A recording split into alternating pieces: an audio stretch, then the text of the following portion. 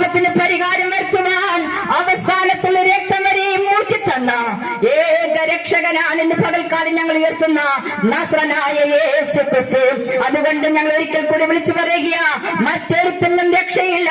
നാം രക്ഷ പ്രാപിക്കുവാൻ ആകാശത്തിന്റെ കീഴിൽ മനുഷ്യരെ നൽകപ്പെടുന്ന നാമമുണ്ടെങ്കിൽ അത് യേശു ക്രിസ്തു നാമമല്ലാതെ മറ്റൊരു നാമം ഉലകത്തിലില്ലവേ ഇല്ല. അതേ പ്രിയ സ്നേഹിത, താങ്കളുടെ പാപത്തിന് പരിഹാരം വരുത്തുവാനാ യേശു ഇതൊക്കെയും അനുഭവിക്കുവാനിടയായി തീർന്നത്. പിലാത്തോസിന്റെ കൽത്തളം എന്ന ഗവത മുതൽ ഗോൽഗോത്ത വരെ പച്ചപ്പയന്മാരെ കുരിശും തോളിലേറ്റിക്കൊണ്ട് വീണ്ടും എഴുന്നേറ്റുവനുമായി കടന്നു പോകുക.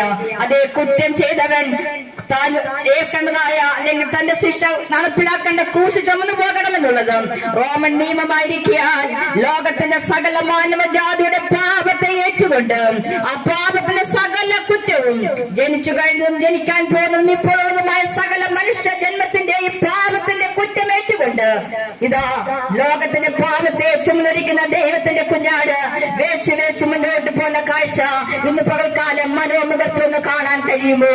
അതേ പ്രിയ സ്നേഹിത, താങ്കളുടെ പാപത്തിന് പരിഹാരം വരുത്തുവാനാ ലോകേക രക്ഷകനായ യേശു ക്രിസ്തു കഷ്ടം അനുഭവിച്ചുകൊണ്ട് വീണ്ടും എഴുന്നേറ്റുവനുമായി ആ കാൽവരിക്കുന്നിലേക്ക് നടന്നു പോകുന്നത്.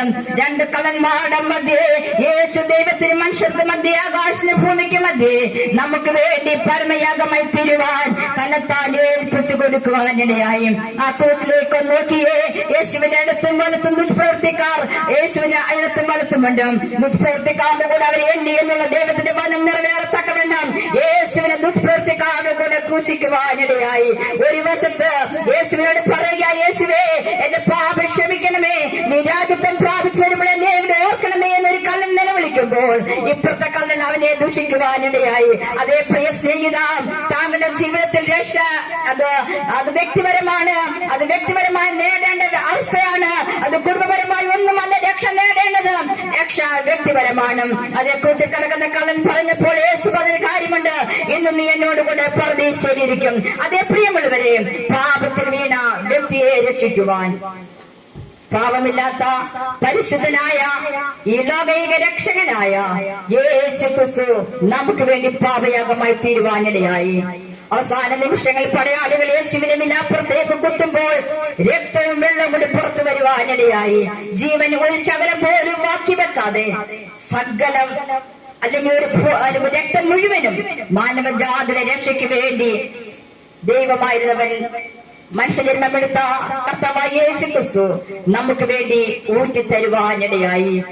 പ്രിയ സ്നേഹിത, ദൈവസ്നേഹത്തിന്റെ ആഴങ്ങളെ ഞങ്ങൾ ഇത് പകൽക്കാലം വിളിച്ചു പറയുന്നത്.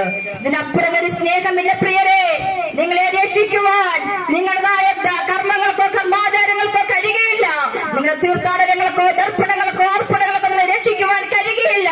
അതേ ലോകത്തെ രക്ഷിക്കുവാൻ ലോകത്തിലേക്ക് ഇറങ്ങി വന്ന യേശുവിന്റെ ഏക രക്ഷകൻ താങ്കൾക്ക് വേണ്ടി പാപയാഗമായി, താങ്കൾക്ക് വേണ്ടി മധ്യസ്ഥനായി ലോകത്തിന്റെ മധ്യഭാഗമായ പാലസ്തീനിൽ നമുക്ക് വേണ്ടി യാഗമായി തീർന്ന ചിത്രം ഇന്ന് പകൽക്കാലം ഒന്ന് ദർശിക്കാമോ?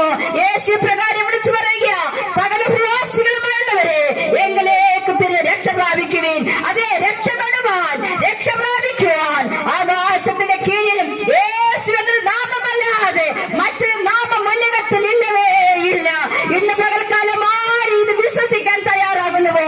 ദൈവത്തിന്റെ വചനം പ്രകാരം വിളിച്ചു പറയുക, താങ്കൾ വിശ്വസിക്കാൻ തയ്യാറായി കഴിഞ്ഞാൽ യേശു ദൈവപുത്രനാണെന്നും എന്റെ പാപത്തിന് പരിഹാരം വരുത്തുവാൻ ഉലകത്തിലേക്ക് വന്നതെന്നും എനിക്ക് വേണ്ടി പാപയാഗമായി തീർന്നത് എന്റെ പാപത്തിന് പരിഹാരം വരുത്തുവാനാ എന്ന് വിശ്വസിക്കാൻ തയ്യാറായാൽ താങ്കൾക്കും ഈ രക്ഷ പ്രാപിക്കുവാൻ കഴിയും. ഞങ്ങൾ പ്രസംഗിക്കുന്ന യേശു മരണം കൊണ്ട് തീർന്ന വ്യക്തിയല്ല, മരിച്ച് അടക്കപ്പെട്ട് 3-ാം ദിവസം മനുഷ്യന്റെ ഏറ്റവും ഒടുക്കത്തെ ശത്രുവായ മരണത്തെ ജയിച്ച് പാതാളത്തെ ജയിച്ച് യേശു ക്രിസ്തു ദൈവത്തിന്റെ വലതുഭാഗത്തേക്ക് നമുക്ക് വേണ്ടി കയറിപ്പോയിരിക്കുക. ഇന്ന് പകൽക്കാലം വിശ്വസിക്കാൻ തയ്യാറാകാമോ? താങ്കൾ ദൈവത്തിന് ഒന്നും കൊടുക്കേണ്ട. താങ്കളുടെ ഹൃദയവാതിലൊന്ന് തുറന്നു കൊടുക്കാമോ? ഇന്ന് പകൽക്കാലം തന്റെ ഹൃദയത്തിന്റെ കവാടത്തിൽ യേശു മുട്ടി വിളിക്കുക. ആരെങ്കിലും ദൈവത്തിന്റെ ശബ്ദം കേട്ട്, നിന്റെ സൃഷ്ടാവായ ദൈവത്തിന്റെ ശബ്ദം കേട്ട് ആ ഹൃദയ കവാടം തുറന്നു കൊടുക്കാമെങ്കിൽ ഇന്ന് പകൽക്കാലം നിന്റെ അടുക്കലേക്ക് യേശു വരുവാൻ ആഗ്രഹിക്കുക. യേശു നിന്നെ സ്നേഹിക്കുന്നു. നീ ലോകത്തിൽ വീണു പോകാതെ, പാപത്തിൽ വീണു പോകാതെ, നിത്യനരകത്തിൽ അകപ്പെട്ടു പോകാതെ, നിത്യനരകത്തിന് പാപത്തിന് ഭവിക്കാതെ താങ്കൾ രക്ഷപ്പെടുവാൻ യേശുവിന്റെ അടുക്കൽ മുമ്പിലേക്ക് ഒന്ന് കടന്നു വരാമോ?